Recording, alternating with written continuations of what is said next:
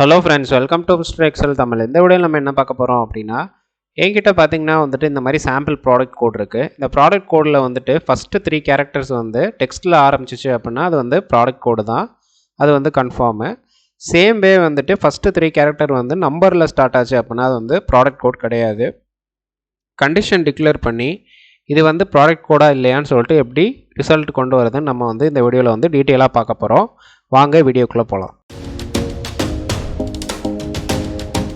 இப்போ ஃபஸ்ட்டு பார்த்தீங்கன்னா நம்ம வந்துட்டு இஃப் ஃபங்க்ஷன் வந்து யூஸ் பண்ண போகிறோம். இப்போது ஈக்குவல் டு போட்டுக்கிறேன், இஃப் ஃபங்க்ஷன் யூஸ் பண்ணிக்கிட்டேன். இப்போ ஓப்பன் ப்ராக்கெட் கொடுத்தாச்சு. இப்போ இதில் வந்து நம்ம ஃபஸ்ட்டு பண்ண வேண்டிய வேலை என்னென்னா, மொதல் 3 கேரக்டர் வந்து பிரித்து எடுக்கணும். ஸோ அதுக்கு பார்த்தீங்கன்னா நான் வந்து லெஃப்ட் ஃபங்க்ஷன் வந்து யூஸ் பண்ணுறேன். ஓப்பன் ப்ராக்கெட் இந்த செல்லை வந்து செலக்ட் பண்ணிக்கிறேன். செலக்ட் பண்ணிட்டு ஃபஸ்ட்டு 3 கேரக்டர்ஸ் கொடுத்துட்றேன், க்ளோஸ் ப்ராக்கெட் கொடுத்துட்றேன். இப்போ ஃபஸ்ட்டு 3 கேரக்டர்ஸை வந்து நம்ம தனியாக செக்ரிகேட் பண்ணி எடுத்தாச்சு. இப்போ இதை வந்து நம்ம வந்து வேல்யூவாக கன்வெர்ட் பண்ணோம். இது வந்து ஃபார்முலாவில் இருக்குது. ஸோ அதனால் நான் என்ன பண்ணுறேன் அப்படின்னா, வேல்யூ அப்படின்ற ஃபங்க்ஷன் வந்து ஆட் பண்ணிக்கிறேன்.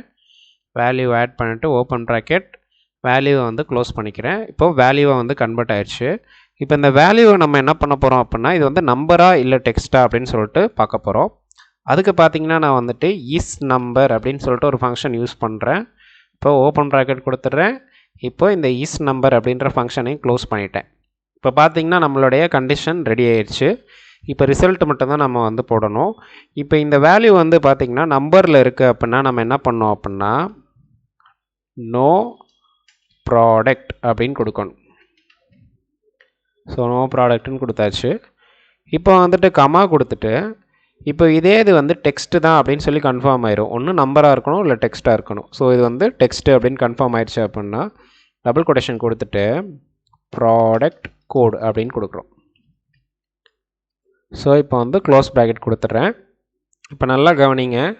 ஃபஸ்ட் நம்ம வந்து 3 கேரக்டர்ஸ் வந்து லெஃப்ட் ஃபங்க்ஷன் வச்சு தனியாக செக்ரிகேட் பண்ணி எடுத்தோம். அதை வந்து வேல்யூவாக கன்வெர்ட் பண்ணியிருக்கோம். அந்த வேல்யூவை வந்துட்டு நம்பராக இல்லை டெக்ஸ்டான்னு சொல்லி செக் பண்ணியிருக்கோம். ஸோ அந்த வேல்யூ வந்து நம்பராக இருந்துச்சு அப்படின்னா அது வந்து ப்ராடக்ட் கிடையாது அப்படின்னு கன்ஃபார்ம் பண்ணிட்டோம்.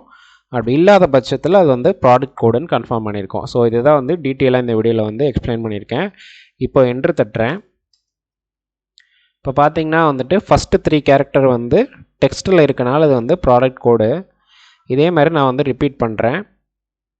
இப்போ இங்கே பார்த்தீங்கன்னா எங்கெங்கே நம்பர்ஸ் இருக்கோ, அதாவது ஃபஸ்ட்டு 3 கேரக்டர் எங்கெங்கே நம்பர்ஸ் இருக்கோ அங்கே மட்டும் நோ ப்ராடக்ட் அப்படின்னு வந்திருக்கு பார்த்தீங்களா.